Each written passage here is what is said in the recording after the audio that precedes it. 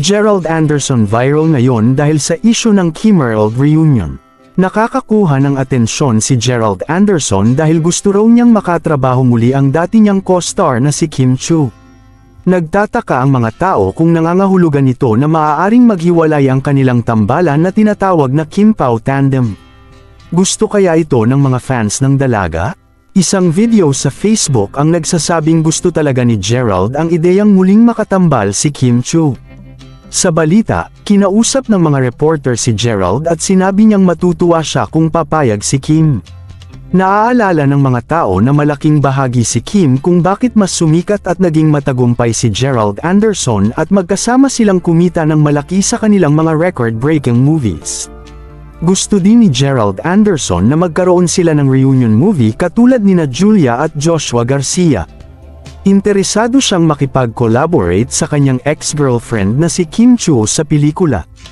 Agad naman itong naitanong sa kolumnista na si OG Diaz at kinausap si Gerald Anderson sa mga kumakalat na balita. Ayon kay Gerald Anderson mismo ay hindi niya ito sinabi at walang katotohanan ang mga kumakalat na balitang mayroon siyang pahayag na ganito.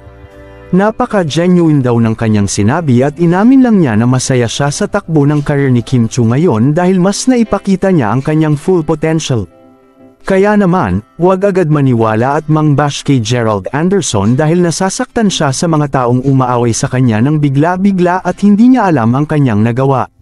Samantala, ayon sa mga fans ni Kim Chiu ay masaya sila na pinabulaanan ni Gerald Anderson ang balita at mas maigi pa na mag-focus na lang ngayon sa nalalapit na movie nila ni Paolo Avellino.